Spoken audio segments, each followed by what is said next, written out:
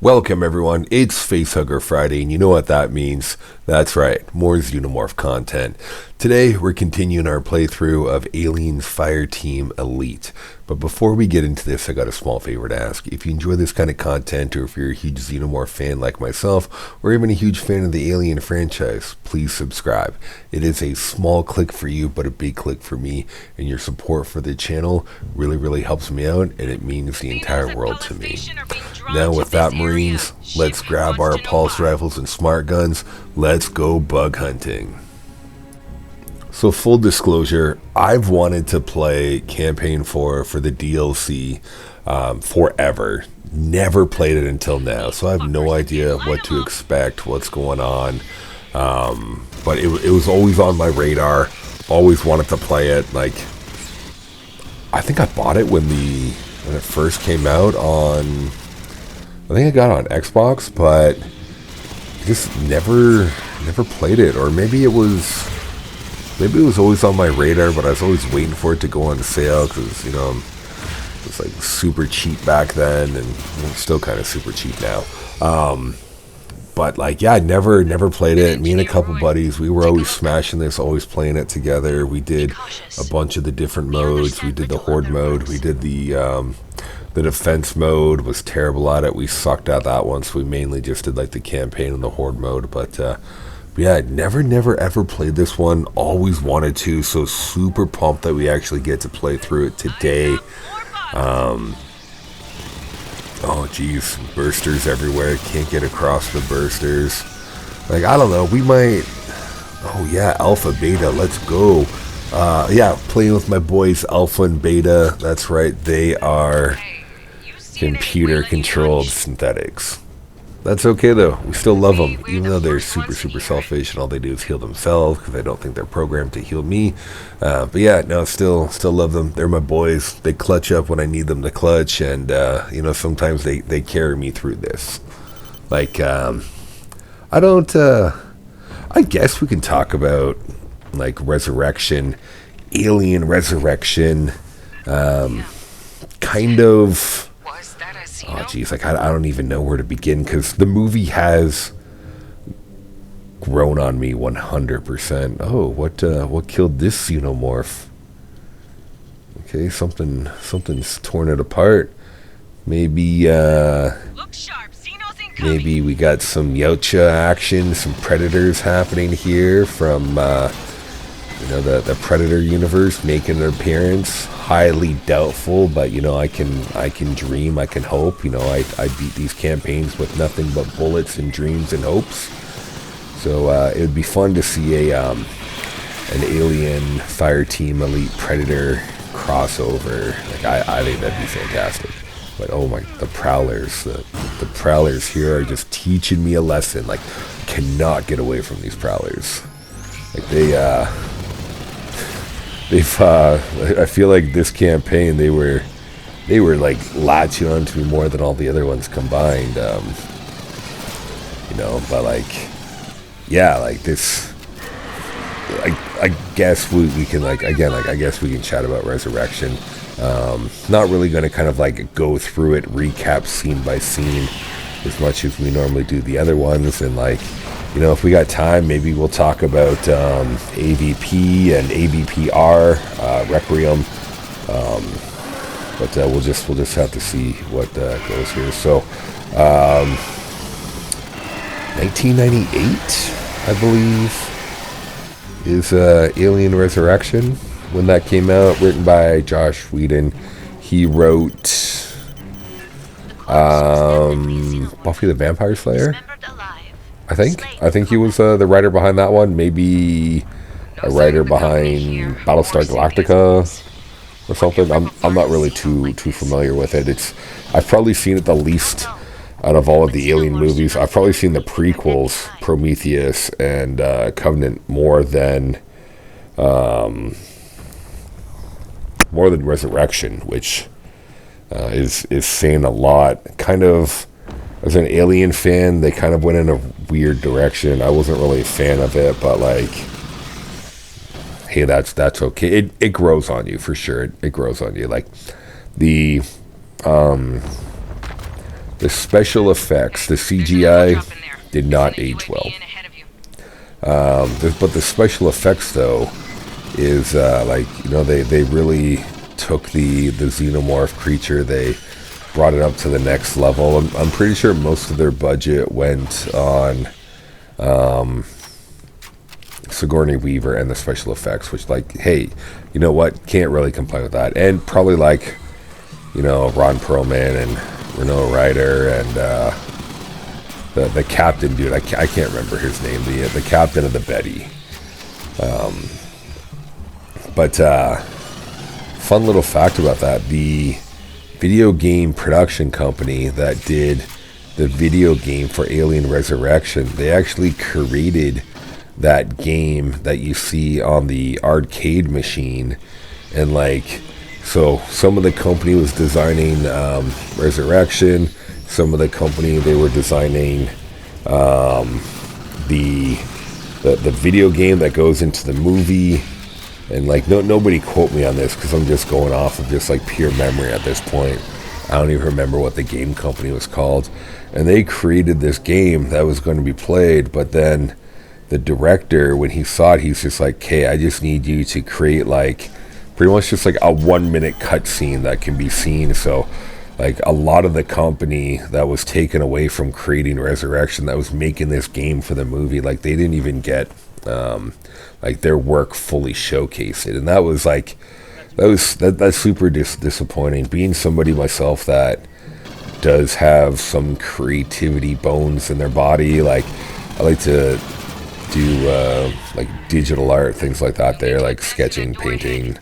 Transitioned away from traditional media to more digital, though, just because it's faster, it saves me a lot of money in art supplies, and I can literally just delete the piece as opposed to repriming an entire canvas. So it definitely has saved me some money. But being somebody that, like, is creative in their free time, and working so hard on something, and then instead of showcasing it, you literally get like 4.5 seconds of screen time. It's just kind of like, it's more like heartbreaking than frustrating, because, like, you spend all this time and energy and you're proud of it, you put out a product that you're super proud of, and then, like, it gets kind of just, like, passed aside very, very quickly. But yeah, like, let's and some people have said that, like, Ron Perlman almost died during the underwater scene. Other people say that, like, Winona Ryder almost died during the underwater scene. So I'm pretty convinced that everybody apparently almost died in the underwater scene, because they built this fully enclosed underwater hallway that was just, like, pumped with water. So they probably had just, like, divers standing by and all sorts of just, like, crazy shit happening for that scene. But we'll go back to Alien Resurrection. It takes place, I want to say, 500 to 800 years after the events of what happened on Fury 161 in Alien 3. Again, I don't remember the timeline, just because, like, I haven't really, like, dissected Resurrection too much. And you get this, like, opening cutscene that it's kind of just like, as, like, the credits, or as, like, the intro titles are rolling, there's kind of just, like, a bunch of weird amalgamations that kind of look part human, part female, part Xeno, just kind of, like, all mashed together. But like, all of that kind of, like, makes sense later on when you really see it. Okay, I can't jump up here. Oh, I'm trying to get this bomb here, Burster. Stop being a dick. And then it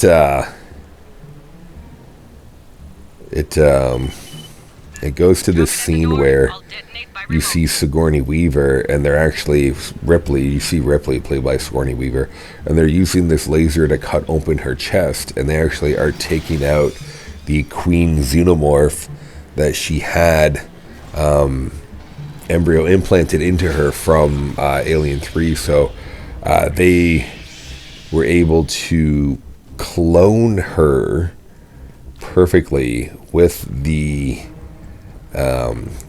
alien fully like intact from the blood samples that they got from Fury 161 that they had on ice there. So like her blood samples have just been like chilling in a freezer, and they've just been like cloning to get different attempts there. So like with the Weyland-Yutani company up to their crazy shit again. Like they've got the alien now, and that's really like what they've wanted for 3 movies. They've got their alien now. They've got their queen. So then like the next scene is like you see kind of like Ripley. She's in this kind of silk, almost like a cocoon, which I guess could kind of symbolize like Ripley's rebirth from just like her death. Nothing really has kind of like been explained, but then like as we get to see more and more, like it's explained that they cloned her and they were able to get a perfect specimen where the queen was separate from Ripley. So like Ripley has like part alien DNA fused in her now, so she's kind of like a hybrid. She's a xenomorph human hybrid clone. And so we kind of now change gears and we go to the crew of the Betty. And you know, they're kind of just like space pirates. They're kind of like the misfits. You got Christie, which like I think he's one of the coolest characters of the movie. He's got these 2 little pistols that he's got attached to his wrists that can kind of just like pop out and go into his hands. So like he's got like Assassin's Creed wrist guns happening, which like I think that is one of the coolest character designs ever. You've got Ron Perlman just looking as ugly as ever. He's all scarred up. Like I don't even remember his name. I'm not even going to bother to Google it. You got Ron Perlman. You got Cole, Winona Ryder character. You've got a guy in the chair. I don't remember his name either. But you know, he's kind of just like their ship mechanic, their ship tech. I think he's just like paralyzed from the legs down. Can't feel anything there because Jonas. Aha. Ron Perlman's character's name is Jonas. He throws a knife and it lands in his legs and he can't feel it. So looks like a sentry gun. No demo charge there. Check another site. So like we've kind of got just like the ragtag bunch of misfits. There's a woman pilot. I don't remember her name. There is a the captain. I don't remember his name. Did I get everybody? Ron Perlman, Winona Ryder, captain, female captain, Christie, and wheelchair guy. Just because I can't remember his name. Okay, so there's 6. There's 6 kind of like space pirates. We'll just call them space pirates. Oh my god, another prowler. I can't win. There's like 6 space pirates, and they're actually delivering hijacked cryo chambers that have people in it to this Weyland-Yutani research station that's just kind of like floating in the middle of space. And all of those people, they all get like implanted with just like by like face huggers because the queen's fully grown. She's laying her eggs, so now they just need people to kind of like face hug her up.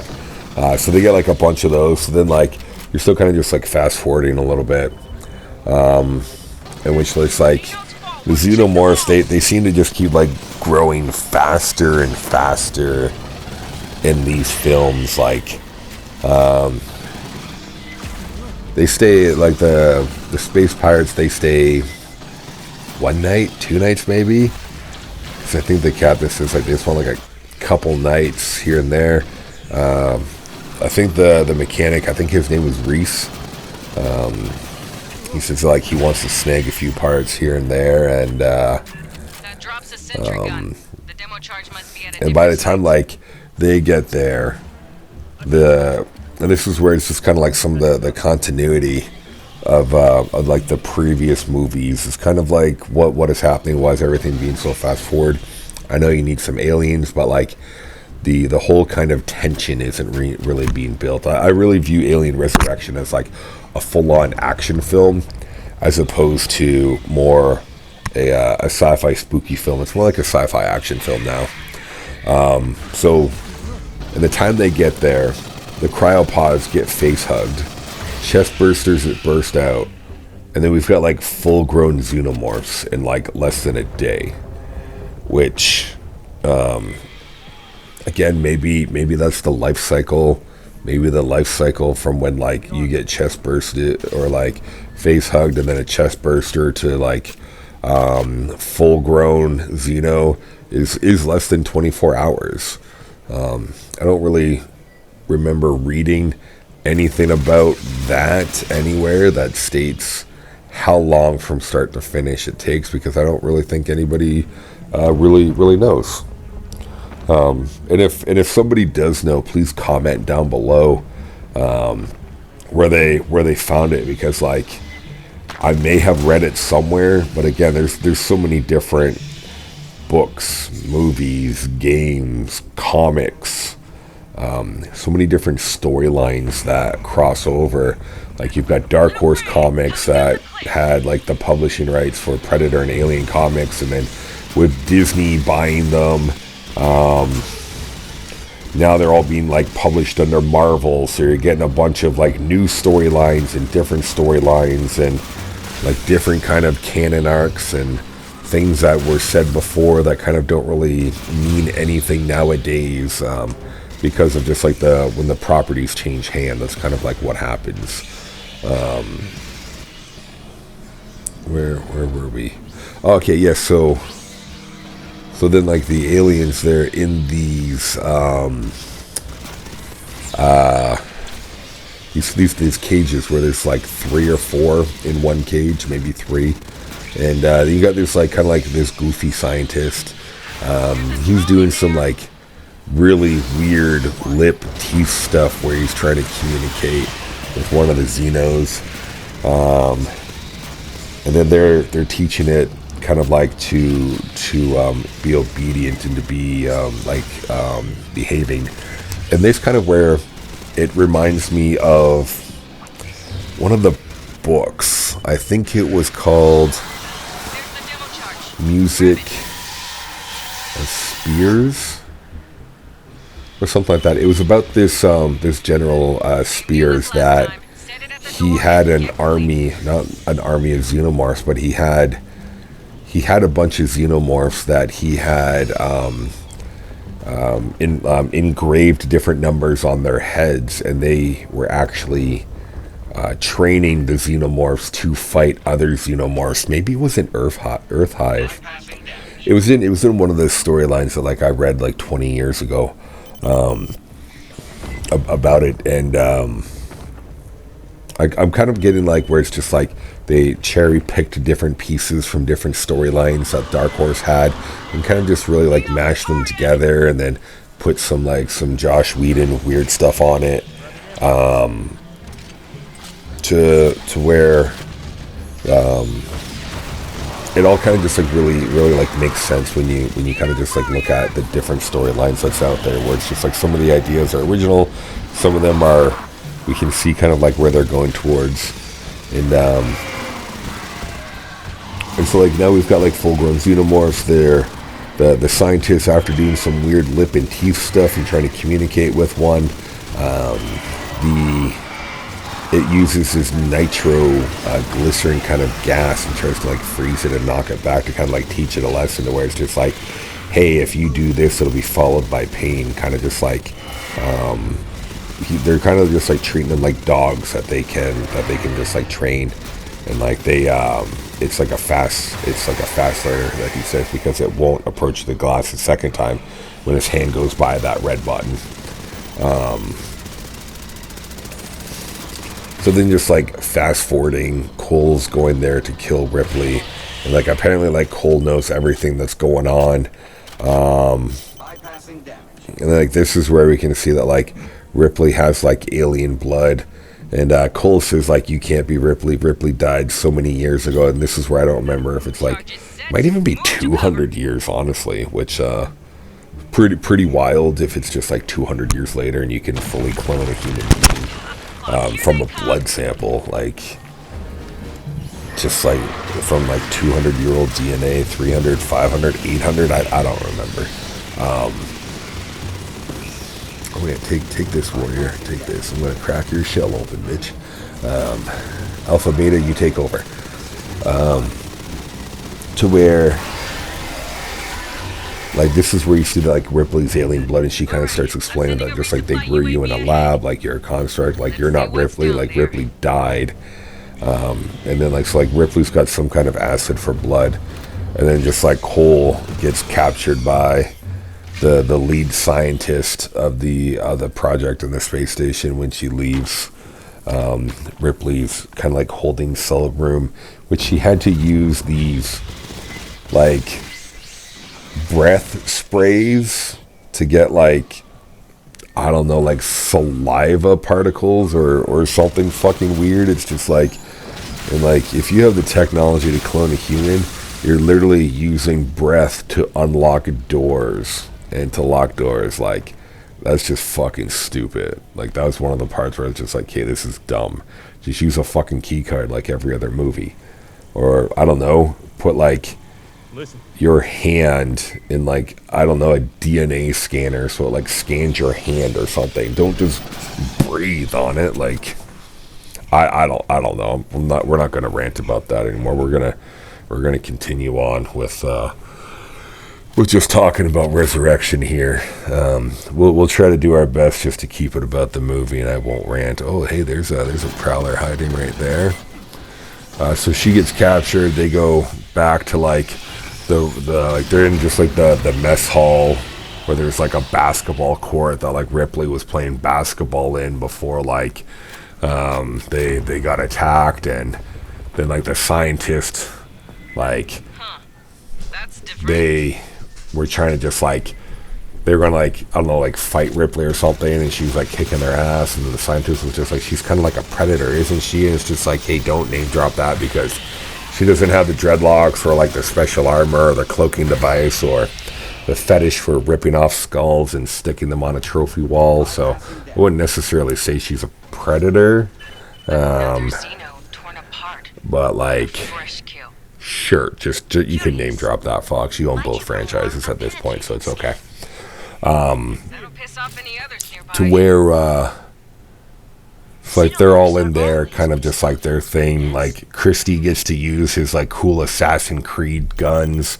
Ron Perlman, he's got some kind of crazy shotgun and a thermos that like pretty much just everybody had like hidden weapons on board. And Tuco Salamanca, he's there. He's just hanging out, having a good time, being a soldier.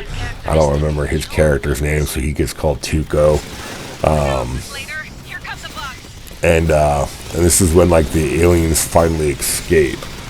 So it's just like, and this is another part where it's like, if Josh Whedon wrote this movie, I'm pretty sure he did not watch any of the other movies to establish anything. So we're gonna backtrack a little bit. In Aliens, James Cameron directed the sequel to Alien. They have established that the Xenomorphs have acid for blood. So they know about the acid for blood. So in these cages in Resurrection, you think that they would be acid resilient or have some kind of fail-safe, some kind of protocol. So they got fucking nothing. Oh, that is a crusher. I am stuck. And that is a crusher. It's Aliens Dark Descent all over again. I cannot escape that game. You guys are going to finish it though. I promise you, you will finish Dark Descent.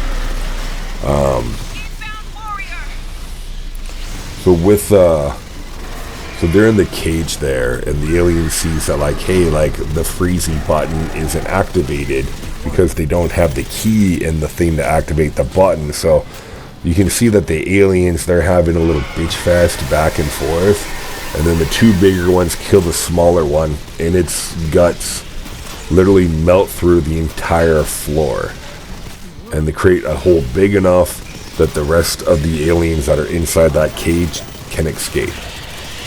But it's just kind of like, you know, from all of, because like Ripley talked to the company about them. There were logs, like Ash recorded data. That's how he recorded information to Mother. That's how Weyland-Yutani knew about it.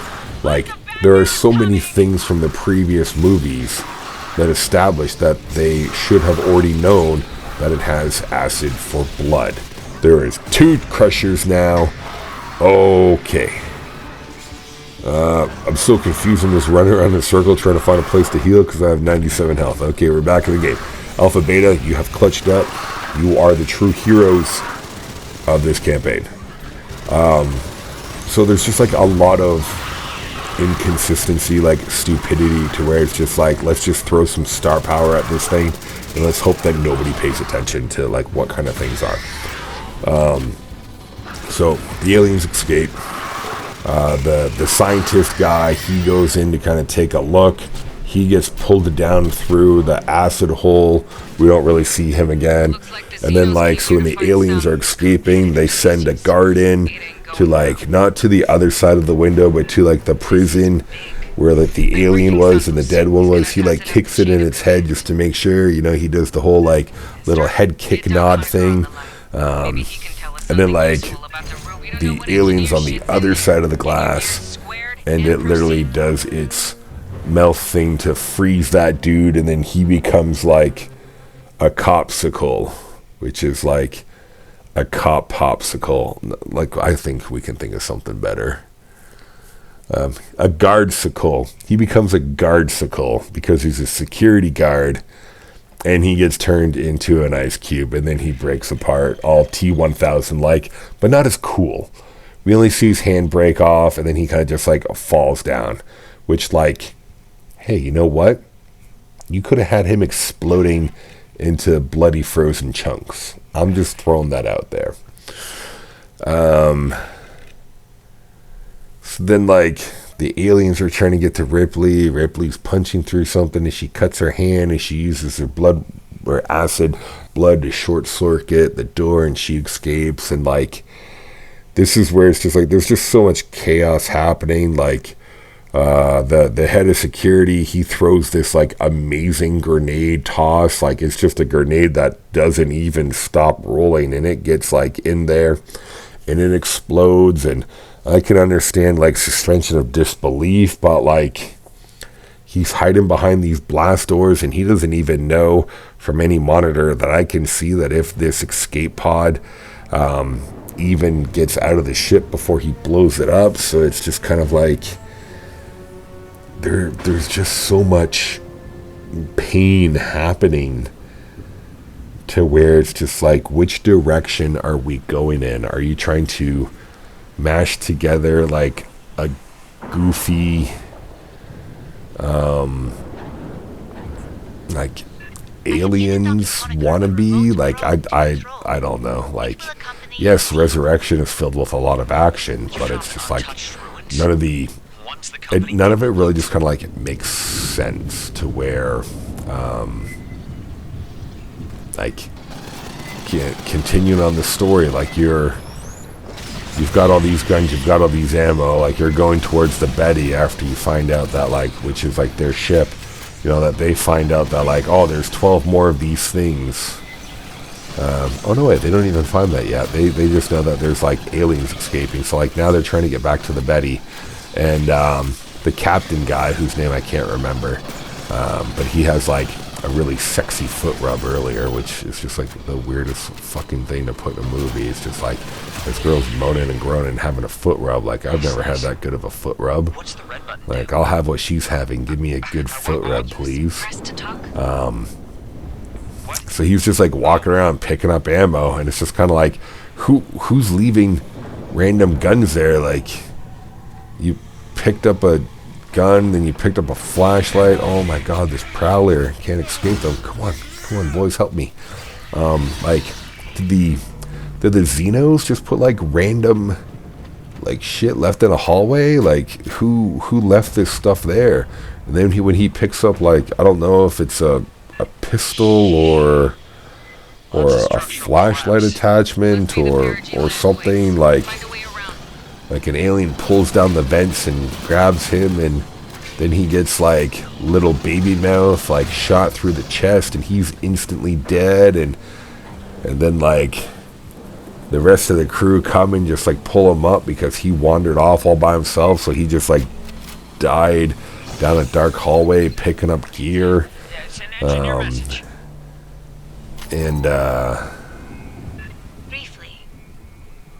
then like just out of nowhere there's like, I don't know if it was the alien that was down below, but just out of nowhere the alien that was down below, it's up now in front of them. So the aliens have also now established magic teleportation powers,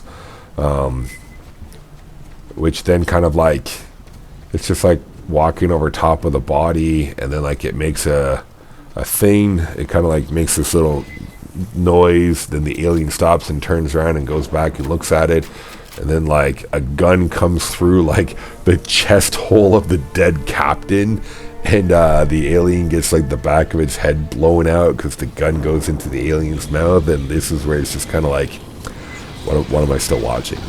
And then like it's Ripley, she's underneath it, and like she uses the gun to like lift the body over, and then like people think she's gonna desecrate his body even more than sticking a gun through his chest hole, but like she's just like, no, I just want the flashlight attachment and like I don't even know how she got that gun, like maybe he dropped it or something, or like I don't even know, because like he had like a bunch of guns. I think he had like one gun, grabbed another gun, he grabbed a flashlight, then there was something there that he wanted, but then like, and then she just like rips out the alien's kind of like little baby mouth thing, and she's just like, oh, do you want a souvenir? And like in all of the other movies it looks like it's this hard kind of like bone like little baby mouth, but this is just this kind of like floppy flaccid like wiener mouth, little floppy wiener baby mouth. Like it's just kind of like, the fuck is happening? Like, and then like she literally is just like holding on to it, and she drops it like she just dropped like a dildo. It's just like, oh my, like geez, stop, Resurrection, please stop, keep your bloody goriness, but like cut out all this like wannabe humor. I guess maybe that's like what the issue is like there's too much unnecessary humor in this this movie. Oh hey, like we're definitely in an engineer city in this part. Like this is pretty cool.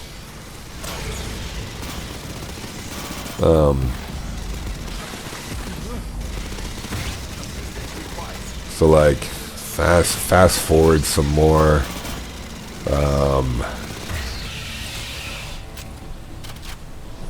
And like I don't even remember if this is like the proper order, so I'm just gonna start spouting out some scenes here. Oh, can I get up here? Can I crawl through there? What's that over there? Oh, what? Engineers. Look at this. You got the engineers. They've been all Alien Covenant. They've been like pathogens, like what David does to the other ones, where they just are all covered in that like black goo and they turn to kind of like stone. Okay, now this is a pretty cool part of the game. It's just kind of like, I feel like the engineers, they're so unexplored, and kind of like everything, to where it's just like they're kind of like there in the background, just kind of like watching from the shadows, just waiting to be mentioned. But like, look at this. This is an entire city where the pathogen just wiped them all out. Back to the movie though. Then we get they actually like find all those people that they brought that were face hugged, and then like the crew starts to have like a little conscience about like, hey, does this look like the shit that we brought earlier? And it's just kind of like, you people are space pirates. You literally hijacked a bunch of cryopods that have people sleeping in them and got paid for it. If you like don't feel guilty for kidnapping a bunch of people that were supposed to be going to like a colonization mission, you don't give a fuck that they were just kind of like chest bursted. It's just kind of like you know that like something terrible is happening. You just don't hijack cryopods for no reason. So it's just like kind of like to have that dialogue to be like, oh, it doesn't this look like all this stuff that we brought there? It's just kind of like The bodies. like I think a better line of dialogue would have been just like, oh my god, so this is what they wanted to use them for. Be like, we caused this. This is our fault. This outbreak is our fault. If we never would have brought these people here, then this would never be happening. Like, all of these deaths are on us. Like, I think if they wrote it in that direction, like, that would have been a bit more impactful, as opposed to like, hey, isn't this the stuff we brought? Like, yeah, you brought this to the party. Like it doesn't really have like any impact on like the emotional devastation, to where it's just like, when you think about it, it's just like you hijacked families and like you let them be hosts for these monsters that are now killing your friends. And that's where it's just like they could have wrote that dialogue to have like more impact, and then like if they were kind of having a kind of like a guilt and a conscience scene like that, the dialogue that they had there didn't really portray it too much, which is just kind of like it kind of just like, it is what it is. Like there's they could go back and they could reshoot Alien Resurrection and just like change it to what the movie could have been, but they probably will never do that. But they actually find like one guy still alive who hasn't been chest bursted yet. And this is where it's just kind of like, okay, like what is happening? Like hours have probably passed since this guy's been like face hugged and he's still alive. But all the other people have been face hugged, chest bursted, and their Xenos have been fully grown. So it's just like, how can this one guy like not have like, how's he still alive? I guess that's the question that like I'm trying to ask. It's just like, why is this one guy still alive where everybody else that came have already been like, they're already dead. But so then like the next scene that we get to is again, it's all just jumbled up in my head, and it's to where they like they're walking, they're trying to get to the Betty, and they come across this room that says like 1 to 7, and then like Ripley looks down her arm and she's got a tattoo of an 8. So she goes in this room and she literally sees all of the failed clones still kept there. So you've got like little baby Ripley that's like half Xeno, and like fully grown Ripley that is missing an arm, and she's got like a Xenomorph head. Some crazy combinations, some crazy shit mashed together, like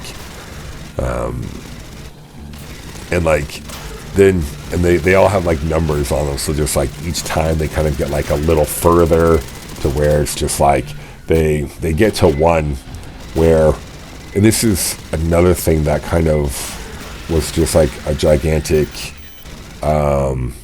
like kind of just like, I don't want to say like cliffhanger, but it was never really explored. So number 7 is like a talking like Ripley that's kind of just like disfigured. She's laying there, but I think from what I remember is she actually has that incision on her chest still. So it's like I think they took, or they tried to take hidden stash, yeah, we'll take this. So like they took the alien out of her chest, or they tried to at least. But like I think that would also be like another fun storyline to be, where if they actually have that other clone, They have like the first alien queen clone, and they could just have it been like do like experiments on that, and that could have been they could have introduced the rogue alien from the comic line Dark Horse Comics Alien Rogue, and this is where they get the Xenomorph. But it's the only one that's ever been kind of classified as a male species of Xenomorph. It's a gigantic red one the size of a queen, where it's just like they could have done that because this one was created through just like gene manipulation and just kind of like different things like that. So they could have totally introduced that, which kind of would have been fun.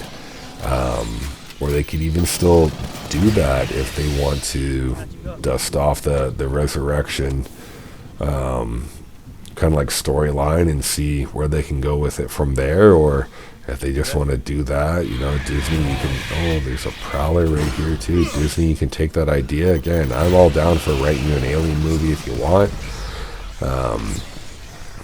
But I want to retain full 100% creative control over it. Just throwing that out there, Disney. So like Ripley's got a flamethrower now, and she just like kills all the clones, and then just like Jonas, Ron Perlman's character, is just like, what a fucking waste of ammo.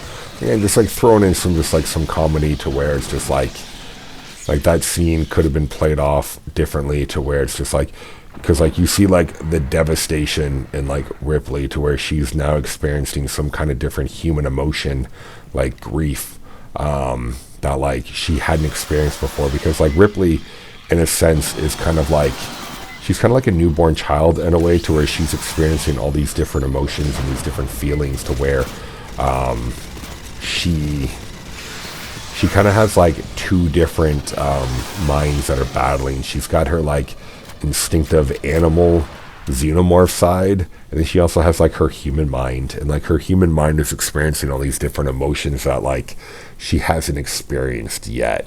Where like the xenomorph side of her is just like pure instinct, from just like different kind of generations that like the xenomorph instinct is just locked away in its genetic code from all the different generations. Yeah, we'll take that for sure. We totally need that.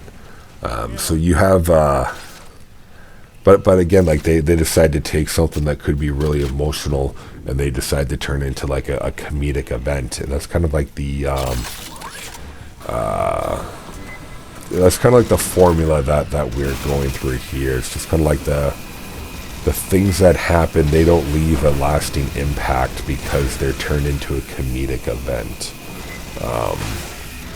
where like they continue on. They're talking about now where it's just like they get to the coolant towers and everything's flooded, so now they got to swim underwater. Like now they're going to be going underwater. They have to like lose the mechanical chair, so now they've got the mechanic. He's strapped onto Christie's back, so they're like swimming around, and they're being followed by like a couple swimming like xenomorphs, and it's just like I don't know if these are like a different variant or if they can just like kind of like swim underwater, because it doesn't really explain if they're like different. They kind of don't really look different. They kind of just like look like the same. They're just like really good at like torpedo swimming underwater. So we lose the female captain again, whose like name I don't remember. They get underwater. They're going through this thing. They're just like swimming up, and they have to break this kind of like this little kind of like it's like, wow, what would it be called? It's kind of just like this little like sack cover. Kind of looks like a pool cover, but it's made up of kind of just like, looks like alien hive residue, and so like they get through it, and then there's just like a bunch of eggs through there, and Ripley gets face huggered. Like one literally just like jumps right on her, but like, you know, she's a star, so she's okay there. She gets it off, but like Christy does this cool kind of like angled thingy with just like some kind of grenade, I guess, that doesn't explode upon impact. It bounces off a couple things and then it explodes. Yeah, just I don't know, just really super weird kind of ammo that they've got happening. The bullets do whatever the director and the writer need them to do at the time of the script. If the bullets explode, the bullets explode. If they turn into grenades, they turn into grenades. I don't know. I didn't write the thing, but like these things, they literally like bounce off, like, so they're not like impact grenades. I guess they established that they've got timed grenades, which, like, hey, like that's okay. I can believe it. It's a sci-fi movie. It's fine. And then so like they get out of that, Ripley gets the face hugger off of her, which just kind of like goes, like it doesn't pursue them through the water or anything like that. It's just kind of done, and like we never really see a face hugger after that. They're not really a threat. I guess all of the eggs that the aliens had were just in that one little spot there. And then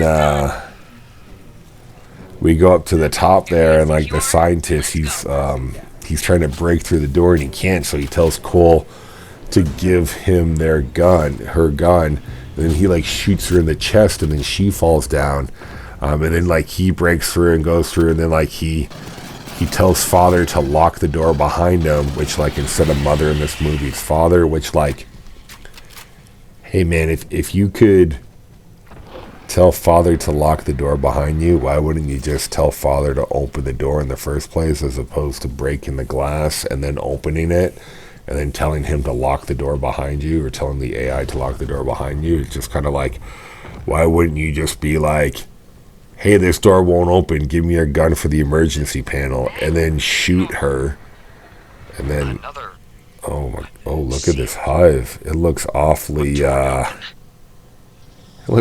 questionable.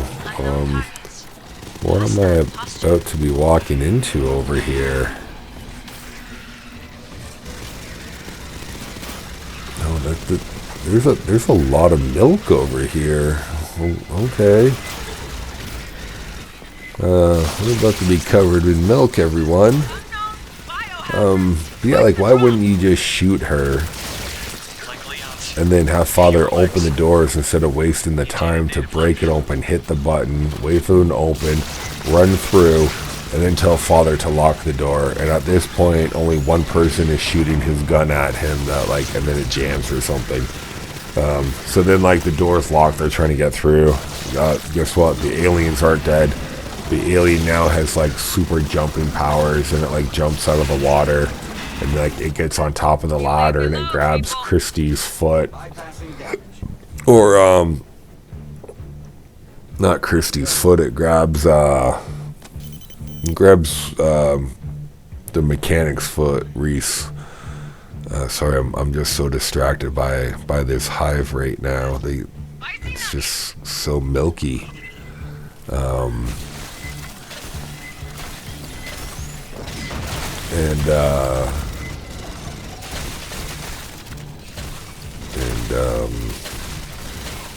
Yeah, so the alien, never before, never established, for the first time in all of the franchise history, it now can spit acid.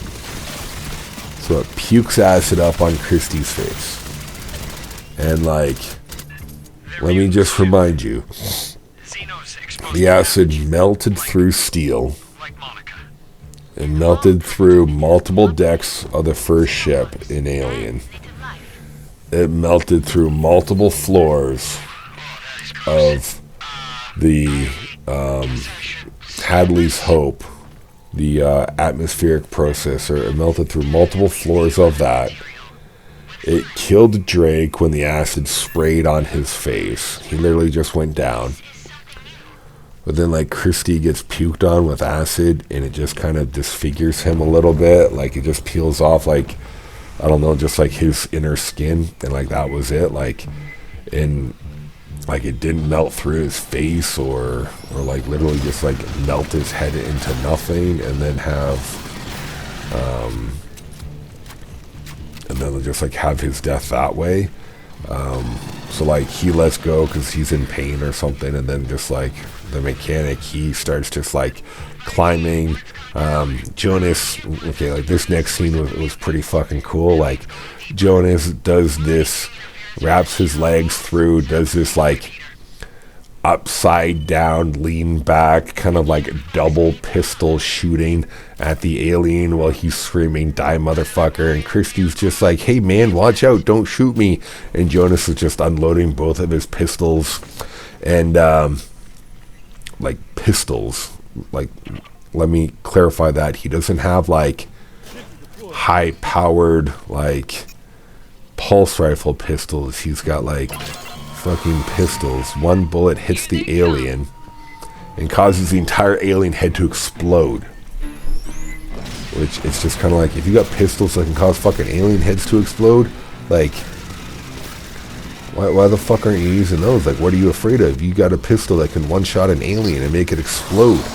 Like, oh, and let me just also point out that when this alien head is exploding, zero acid lands on the two people that the alien is pretty much crawling on top of. Oh, look at this big bitch. Look at him and his whack-off arms. Oh, geez, he's just like ground-pounding angry. Jeez, we got fucking cum hive and fucking beat-off arms. I don't know what's happening in this expansion now. I'm just gonna mow everything down. Gonna introduce them to all of my bullet friends. And Alpha and Beta, they're still here helping. But yeah, no acid sprays on anything. Nothing. Nothing else is like melted. Nothing. So then like Christy, I don't know, he's given up like will to live. Like his face isn't even like melted off. Like he can still move stuff, and he can still have like conversations with people. He starts to undo the clips because like the alien that was holding onto his foot, its body's just hanging there. Like when you look at it, it's literally just like hanging on. Like what, you can't like kick it off with your foot, or like you can't put your feet on the ladder and let that other guy just kind of like help you. Like your very first reaction is to sacrifice yourself, where it's just like you're not even dead, and then you just kind of like fall into the water, and you falling into the water is what kills you. It's just kind of like, you think that you would have been instantly dead from the acid that got spit on your face, but you have all this energy to undo your thing, and then like when the one clip doesn't undo, you have enough energy to reach into your back and cut the clip off. Like I don't know. I don't know. For one of the coolest characters, well, probably the coolest character. Yeah, well, he's cooler than Ron Perlman. For like Christy, the coolest character in the movie, to have such like a shit death, to be like, hey, yeah, you survived this and you survived this, but you're just gonna fall into the water, and then that's gonna kill you. Or maybe it doesn't, but you're just not in the movie anymore. Okay, cool. So like, so at this point, you're just like, why am I even bothering to watch this movie? Because we still got alien action. That's why. We still got hopes that there's going to be some more alien action. So then they're up at the door, and then the door just starts to open by itself, and everybody thinks just like, oh, alien. But before the door starts to open, Ron Perlman like sits up, and then he gets like jump scared by a little spider, so he has to use his magic exploding guns point blank range right in front of his face and kill that spider. It deserved it. Somehow, some way, shape, or form, the little spider deserved it for sure. So Cole's back, and then she's the guy, like Tuco's just like, oh, you got body armor under there, and she's just like, yeah, I got body armor. And then Ripley's just like, no, you took it in the chest, I saw you. She's like, fuck Ripley, don't be a motherfucking buzzkill, you know, just let her pretend she has body armor.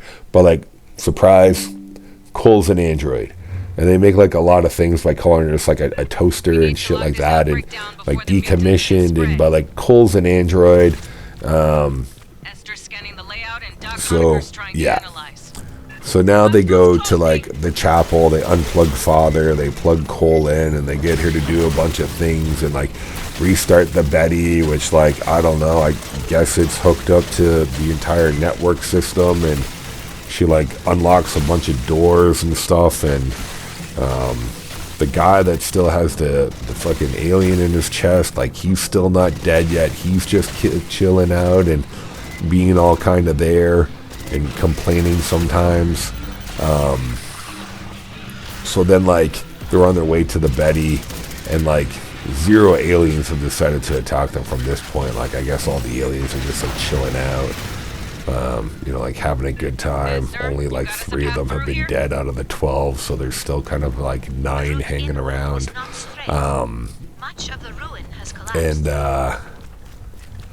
Proceed inward, fire and then team. like Ripley's just talking about like, oh, it's the Queen, I hear her, she's in pain, so she's being all fucking weird, and she's like connecting to just like the alien kind of like, I don't know, like hive mind maybe. It's never really been established if like the aliens have a hive mind, but somehow Ripley has a connection to her, I guess from just like the cloning process. I guess we're going to go down that angle, because like Ripley does call her, the Queen, her baby at one point, just like super fucking weird, which like she doesn't have yeah, like any kind of like maternal instinct to get the Queen back. Like she never, that'd actually be a better storyline if like Ripley's going insane trying like killing everybody to get the Queen back to her, because she views that as her baby. But like no, she doesn't go after the Queen once, which is just kind of like, okay. So then like when Ripley's being all weird and just like putting her face to the flooring vents, we get like alien hands come up, so it's just like she gets like pulled down below all Hudson kind of style, but it's just like she's on, like I guess like the hive nest is right there, and she kind of gets like sucked into it, and then like chestburster guy that still is alive, he's just like, let's just pray that she has like a quick death, there's nothing we can do for her now. It's just kind of like, dude, you're literally giving up on her way too fast. Like she's got plot armor, but then like we get to, and this is kind of where it's like the movie really lost me. We're finally into like the final act. I don't even know if there was a climax of the movie, or if this can be considered the climax. I'm almost out of ammo, and I gotta fight these big fucking things, so we're probably gonna have to, yeah, we're gonna have to pulse rifle this up. So like the doctor that got abducted earlier there by having just like him getting sucked through the acid hole from like way back then, he's still alive. He's cocooned on the wall. Ripley's there, and then like we see the Queen, and like I just don't know at this point. So like the doctor, the scientist, he's just kind of like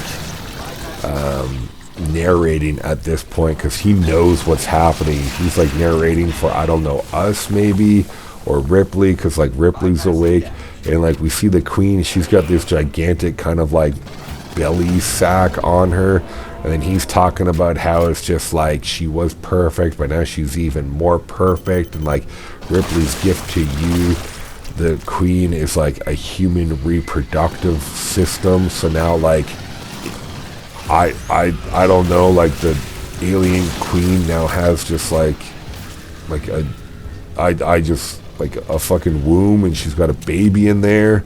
Like she doesn't lay eggs anymore. Now she's just going to be giving birth to like a baby, and like so then like we see this thing kind of like just like kind of like the fucking womb kind of opens up like an alien egg, and out pops this kind of pale skinned like human hybrid called like the newborn, and it just like It's just kind of like this weird thing where it's got kind of like a human face, but it's like a xenomorph, and it doesn't have any of the other characters. It's kind of just like super like saggy skin, and just like big like elongated arms and xenomorph legs, and it doesn't I don't think it has a tail. I never saw it have a tail, but like if you can find like the action figure of it, like the action figure looks fucking terrifying. Just the amount of detail that they put on it, and like I'm not even gonna like flash a picture up on the screen because it's like I don't want YouTube to be really upset and like say that my video can't be shown because of it, because it's that fucked. So then like the newborn kills the queen in one swipe, like just tears her top portion of her head right off. And then like it walks over and it just like bites the head off of the scientist. Like he's calling it, like before this happened, he's calling it like a beautiful butterfly, and like the newborn thinks Ripley it's his mother, but like technically she'd be like the grandmother.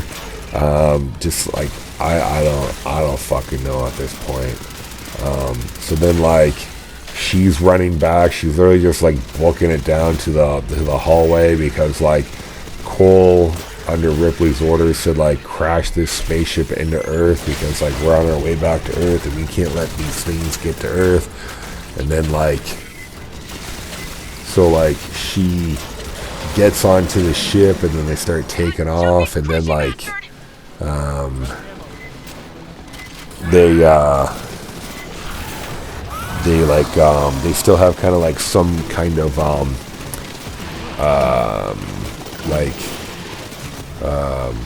outer hatch is opened in like the cargo bay or something. So then DeStefano, Tuco's character is called DeStefano. He goes to check it out. No, first Cole goes to check it out because she's now a hero. She actually finally has some like heroicness happen, and the newborn is on the ship. So like the newborn has like super teleporty powers too, and got on the ship. No other aliens, just the newborn. So the newborn is there, and like Cole hides. The Stefano shows up. He gets literally just like his head like smushed, like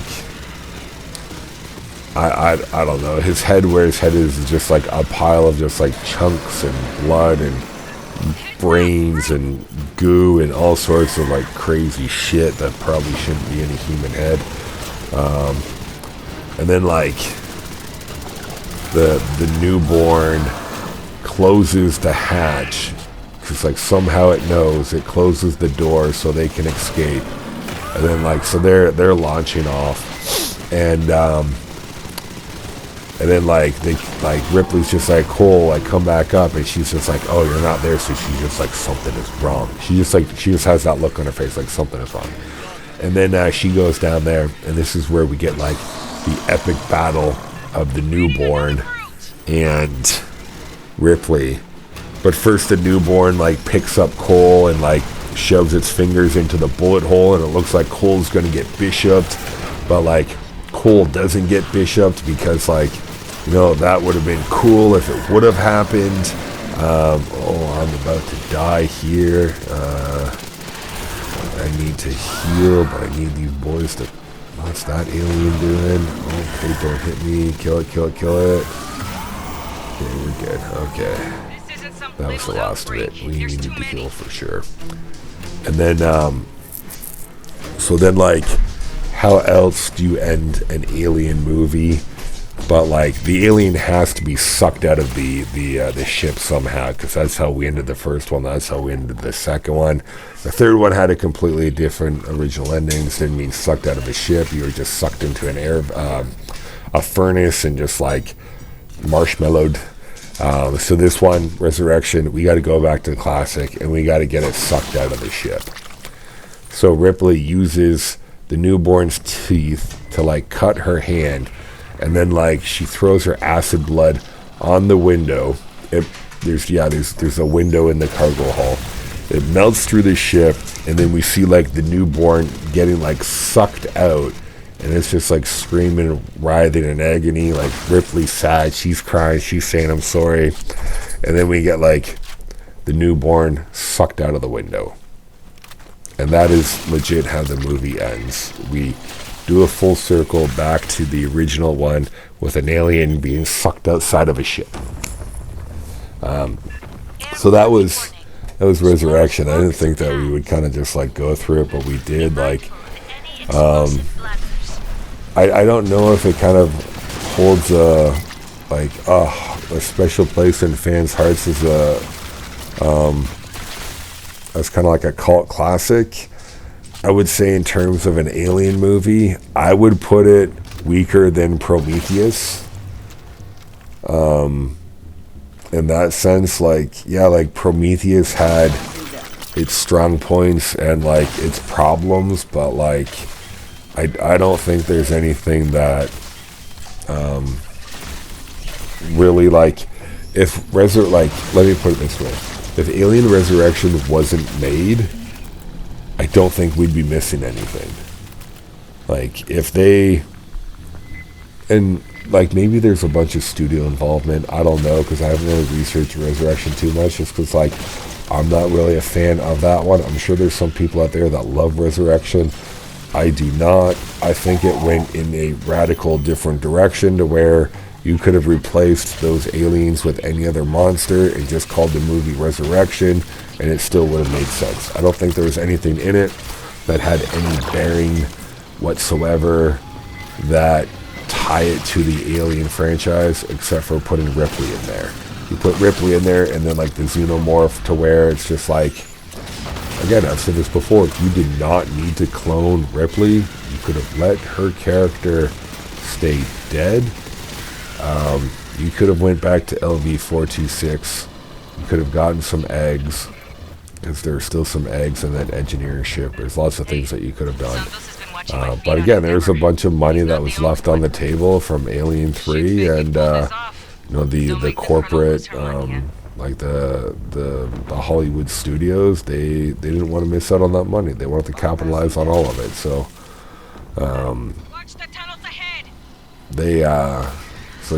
that's pretty much how like Resurrection got made.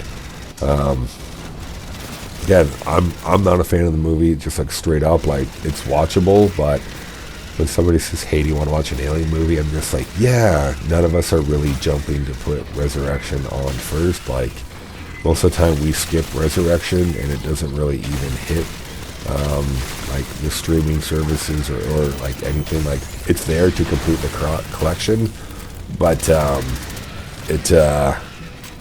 it's definitely like the weakest one out of all of the Alien franchises. Like, I would put Resurrection weaker than Alien vs. Predator Requiem, and that movie was dark as fuck, and you couldn't even tell what was going on for 98% of that movie. Even the daytime scenes were dark. Like, that is how poor I think Resurrection is of a film. But that's just my opinion about it. If you haven't seen the film, hopefully these boys can actually get me up before we die right here. Okay, good. They clutched up. Oh, one just dropped. They clutched up. They saved the day. I can always count on my androids, Alpha and Beta, to save the day. That's right. I can see you. You're not that hidden. I know what to look for.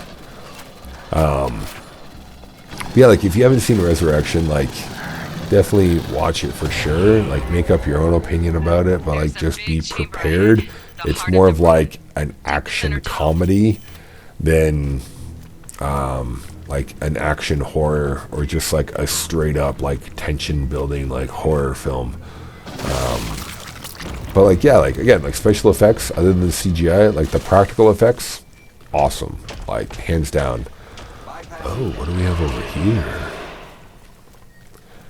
Yeah, like the practical effects, like hands down, fantastic. Like, I think they were as good as 97 as they are today. Like, the practical effects that we saw, even in like Romulus, like in Romulus, they were fantastic.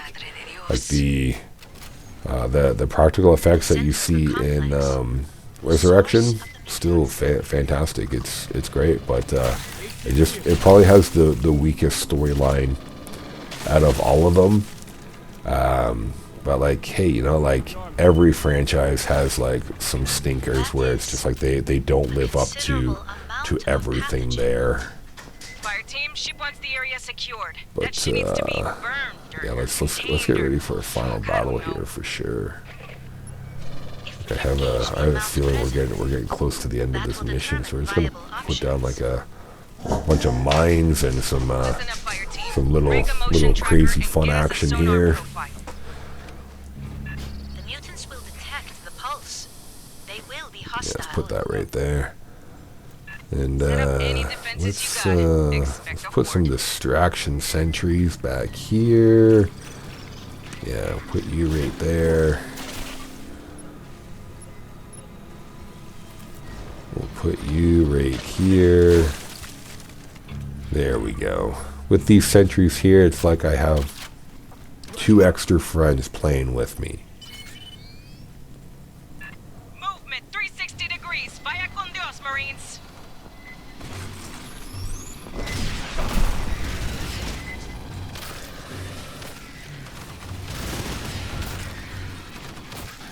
Okay, that mine's down already. I was hoping it would run over it that fast, but like, hey, I can't really be complaining about that. It did its job. What are you doing? You got the hops back there. Oh, geez, look at all this.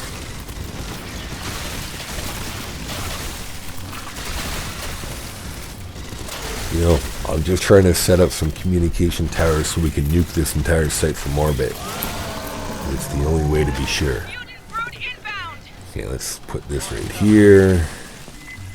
Okay, what do we got? We got, we got beat off arms coming. Okay, we'll try to get some damage buffs happening. Oh, these mines aren't doing shit to them.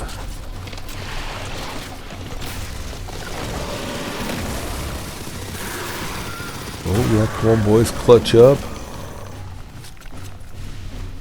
Is there anything back here? Okay, you're still back here. Let me get some ammo. Fuck, something's about to have you for breakfast. Okay, we'll put that mine right there. Oh, what is this? Oh, fucking sick. Pathogen Queen. Queen, mutated by pathogen. Yeah, fucking fire ammo for sure. Oh, you are a bullet sponge.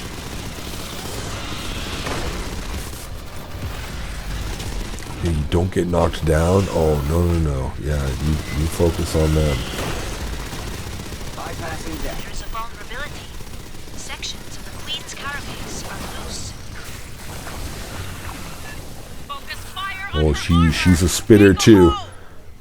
Fucking throwing shit at me. Okay, let's just use fucking everything. Oh. Oh, good. Oh, jeez, look at all this shit. Oh no. Okay, ammo. Okay, I don't even need ammo. We're just gonna take it. We're just gonna take it. Okay. Okay. Pathogen Queen. Yeah, you're okay. Oh, that's right. Get distracted. Can't get the fuck out of my face. Yeah, you get distracted down there. I'll try to take care of the rest of all this stuff coming in. Alpha, Beta, clutch up. You are the true heroes of this story. You guys have names. I'm just a faceless Marine. Oh, fuck. Oh, Beta, yeah, you're the man. No. Okay, come on. Oh, man, yes. Beta, the hero of this story. Okay, okay. I'm gonna try to do my best to save you. Okay, we got the fucking Queen. She's all okay. Good. Oh, Alpha, you saved Beta. Oh, okay. Okay, give me more fire ammo. Okay, I'm running out of ammo. Oh. Look at that fucking shit she's... Oh, your tail spits too? You're a double spitter? Oh. Look at this acid pile. Oh no. Okay. Come on, kid. Don't hit me. Oh, I just healed in time. Oh. Okay, boys. I'm going to try to do my best to save you. Okay. Oh, the panicking. Oh, can I put this mine down? Yeah, fuck you. Okay, can I get one of you guys? Okay.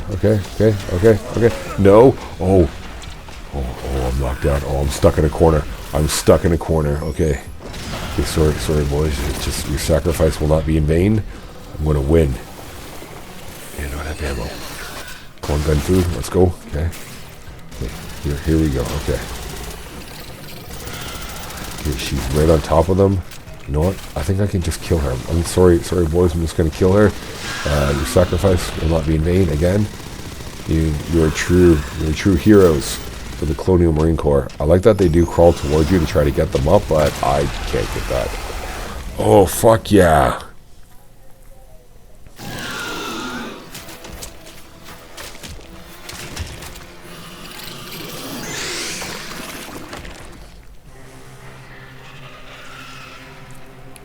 Okay, so the pathogen queen did look pretty fucking cool, I'm not gonna lie. Mission completed. Alright, everybody, I hope you enjoyed the final campaign of Aliens Fireteam Elite and my Alien Resurrection rants. Again, go check out all the movies, make your own opinion. If you're not subscribed, please subscribe. Turn on notifications so you never miss another episode of Facehugger Friday. Thank you for watching, everyone, and as always, check those corners. Watch out for face huggers. Being chest bursted looks like a bad time.